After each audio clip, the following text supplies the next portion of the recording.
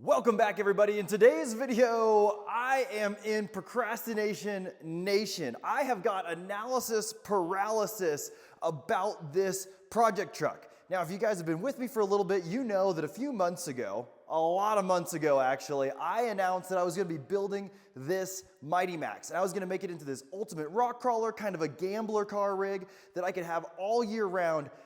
And well, it's been months and I haven't really touched it. Now you'll notice I'm in a new space and I'll give an update about that later, but I want to give you guys an update on this truck, what I'm thinking, why I'm in such a spot of hemming and hawing about what to do, and maybe you have some thoughts about what would be best for this truck. So if you're new to this is my Ram 50 that I've turned into a Mighty Max. Now, if you're not familiar, they're basically the same car, and I've taken enough stuff off of this and made it back into a Mighty Max that I'm just calling it a Mighty Max. In the last video, I went through all of this checklist stuff and I made a list of all the things that I wanted to fix to get it ready to at least be roadworthy. I re-geared it, I resealed the motor, I put a better transmission in it, I did the diffs, and so I've swapped the diffs to 4.6. I put these 33-inch tires with a better offset wheel on it, and this thing has been super fun for me. However, the dream has always been to build this into something bigger and badder than it is right now. So the original plan with this Mighty Max is I was going to swap in a 4.3 liter out of a Chevy Astro. That was going to be the plan because I had one. I was going to put an MV3500 transmission behind it, and it was going to be a sweet, reliable, durable rock crawler. And that was the plan until I thought, that's just not exciting enough. A V6, it's fine. They're really heavy. It makes some good torque, but it's just not enough power. And the whole point of this build is I want to challenge myself. I want to do something that I haven't done before, and I want to build something kind of crazy. Something that I'm thinking, wow, this is just like super fun to get in.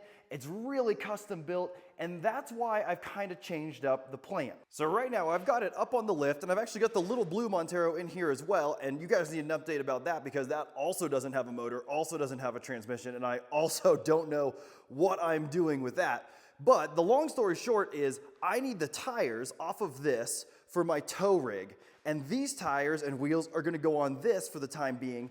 And I've got tires that the long-term tires, the 35s that I wanna put on this, I wanna see how they fit up to this Mighty Max. So right now, I'm gonna pull the tires off of this, I'm gonna move the wheels and tires from this onto this, and then I'm gonna bolt up those 35s. Dropping the Mighty Max down. I have my doubts on whether or not these tires are gonna fit at all. Now, again, the long-term plan isn't to run these tires on this truck in this configuration, but we'll see. Oh, it's definitely close in the rear. Oh, that might clear. Oh yeah, I think that's actually gonna clear. That's insane. I have no idea how it's gonna turn them. That's actually quite a bit of clearance. I'm sure it's gonna hit in the front when I turn this. Well, I haven't driven it yet, but this might actually clear, and it looks insane. That is just so much tire on this little truck. I absolutely love it. Oh my gosh, there's just something about a little truck and a giant tire. The plan is to do a 2-inch body lift on this. So it will clear. I'll move everything here. All of this is gonna go up. So it should have plenty of room, even on the suspension it has right now. The main clearance point is obviously gonna be back there. I think these wheels are a little more inset than the ones that just came off of it, but obviously the tire is wider. But now that I have it set back down on the ground, I wanna talk about this guy. Now, a lot of you purists who really like the carburetor and the old school feel, I get it. This motor is simple. It's not fuel injected, there's no computers to it, it's got a coil pack, it's got a carburetor, this one's been upgraded to a Weber. It's just simple, it's mechanical, it works. However, it's also very low power, probably less than 100 horsepower. And now that I've got big chunky tires on this, it's just not quite what I'm after. I want to do something more fun, I want to have something with more power, and that's what leads me to this. So this is a 5.3 LS out of a Chevy Tahoe. Now previously I mentioned doing something with the 4.3 motor, but again, it just wasn't exciting enough. And the LS platform has almost everything you need in the aftermarket. It is so well supported, it just makes sense to swap this in. And it's also a lot more power. Now, with a lot more power comes a lot more size. One, this thing is extremely heavy in comparison to that little 4-cylinder. And two, it is literally twice the size. So it's gonna have 4 cylinders this way and 4 cylinders this way, which theoretically is still 4 cylinders deep. However, the accessories and everything in front of it are quite a bit bigger. And so I've got to measuring. And this is where I've run into quite a bit of analysis paralysis, as I mentioned before. You've got the back right here, the back which is going to mount to a bell housing. There's my NV3500 transmission, NP208 transfer case. We will get to that in another episode. But for right now, I just want to focus on this. If I look at the back of this right here, this is going to be against the firewall.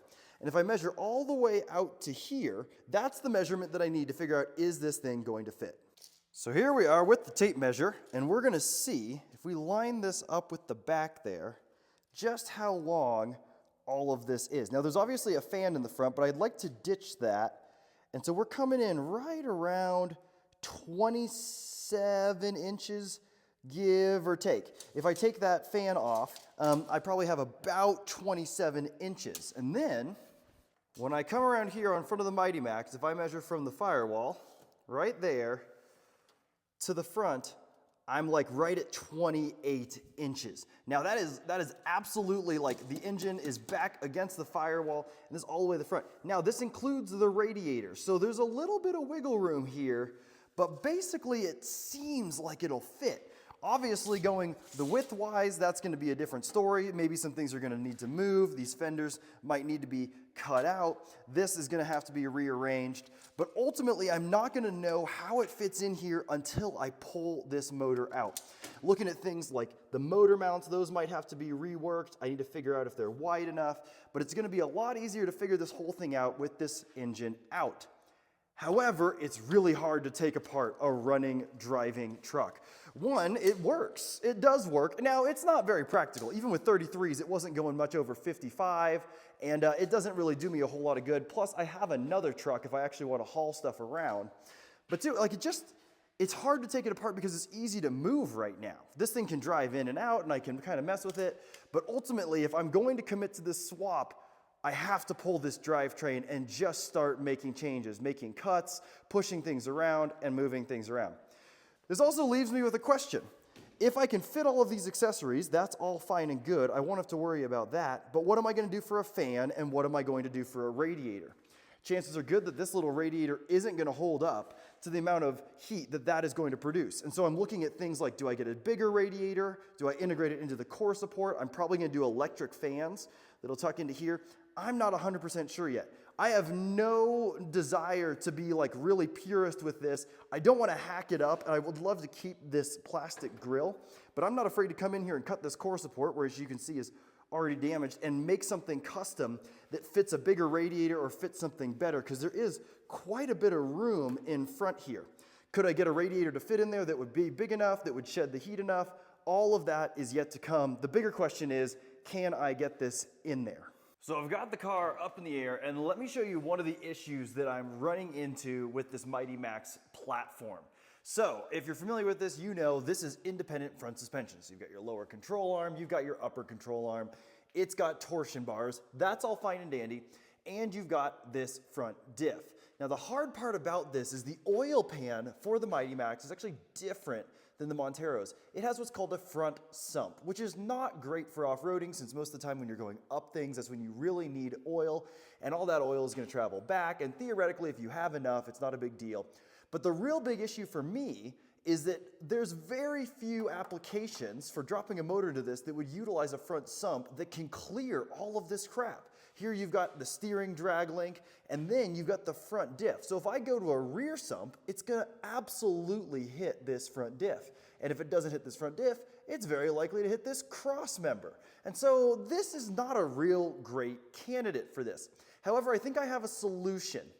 And the solution is a little dramatic, but I think it would work. One, I do not want to keep the independent suspension. It doesn't do anything for me. If I'm going to build this into a rock crawler with a lot of power, running big tires, I want a solid axle.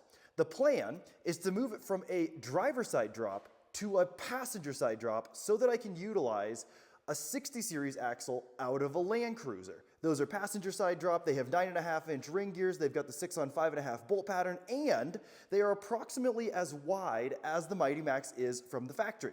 So that would allow me to bolt that in. I could run leaf springs in the front, and I could ditch all of this. Now I'd have to come in and I'd have to support the frame to handle the leaf springs. Obviously this cross member would be part of it, because this cross member not only holds the front diff, but it also holds these front control arms. And so I can't just ditch it all together. But if I was to eliminate this differential, this cross member, and somehow work out the steering, I might be able to squeeze that LS engine in here.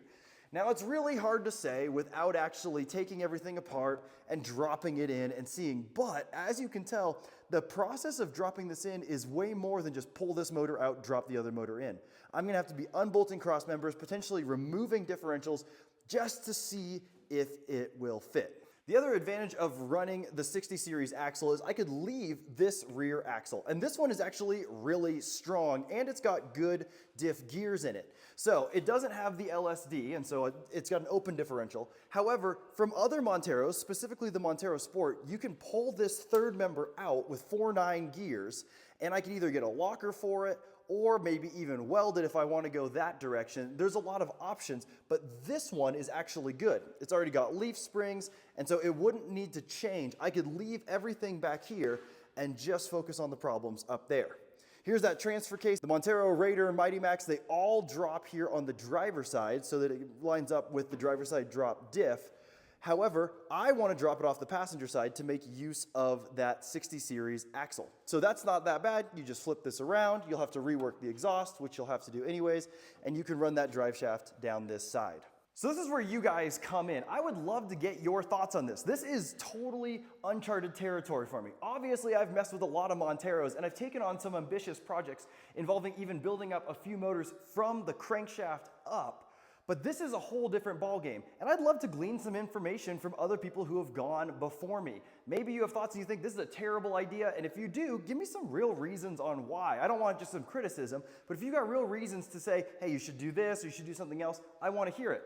Or if you have ideas of how to make this fit, how to make this work, I would love to know what you've done in the past, because I know that a lot of people have swapped LSs into things. I'm not the first, I'm not a pioneer in this. But I haven't found a lot of people fitting this size motor in this truck and keeping it four-wheel drive. So in the two-wheel drive guys, they figure it out, but there's a lot less stuff going on. So this is the beginning of a very long journey. And I'm excited to see what happens, but you can hopefully understand why I'm a little nervous about jumping right in, because it's just a large commitment.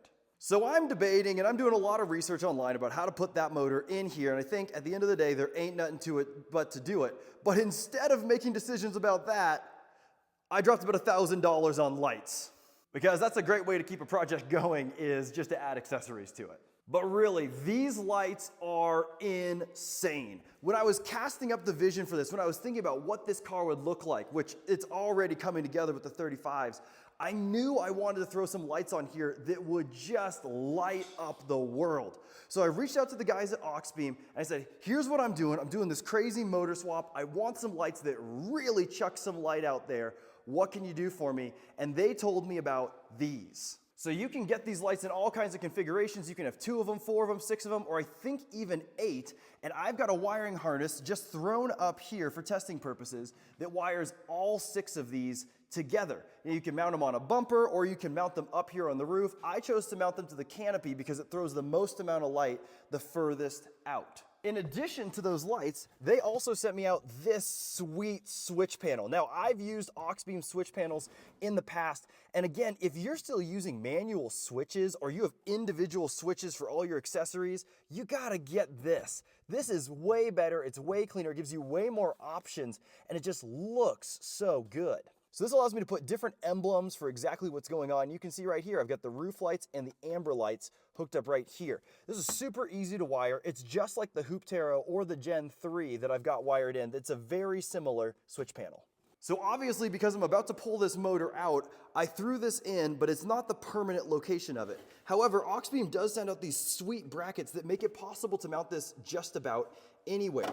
The way that it works is really, really simple. It prevents you having to run tons of wires in and out of the cab, which drives me nuts. It's just such a cluster, and then having to label all the wires, it's really frustrating. Instead, you run this one wire. This is the controller that goes to that switch panel inside. That's the only wire that you run inside the cab. Everything else is taken care of out here. So you've got your main power, your main ground, and then you've basically got a relay board. And what this does is it allows you to trigger these things from inside using this, but it keeps all of your fuses and all of your power wires outside of the vehicle.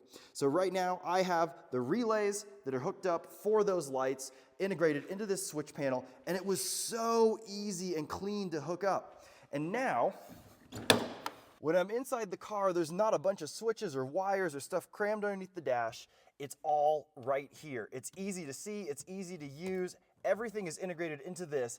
It is so slick. You can see back here, I just drilled a hole and put this wire in there, and that's the whole installation. It's so clean. I love this product. So here it is on, and you can see you can change the color. I've got this set up to pink because I think that's just fun. It gives you all sorts of options that you can select, and you can already see, even with the lights on, this thing is bright. I can turn on the ambers as well. I've got those wired up to a different switch, so I can run these when I'm just out and about and I want people to see where I am, but I don't want to blind them with the lights. But then when it's go time, you hit these roof lights and you are lighting up the world. Let me show you what it looks like in the dark. Here's those ambers in the dark. They look so cool. And then you get inside, hit the roof lights, and it is like looking at the sun. It is so bright. These are the brightest lights I have ever had.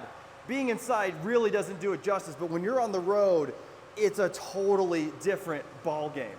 Now, more than just having lights up here, this is actually going to be super nice because as I motor swap this and I add different accessories, this allows me to have a really simple way to interface with things from inside here. Things like having electronic fan or different accessories that maybe wouldn't come with this Mighty Max from the factory, but things that I'm able to trigger from out here. Things like lockers at some point will go here, air compressors. All of it can be triggered on this Auxbeam. So I'll go ahead and put the links to this product as well as the lights in the description below if you want to check them out for yourself.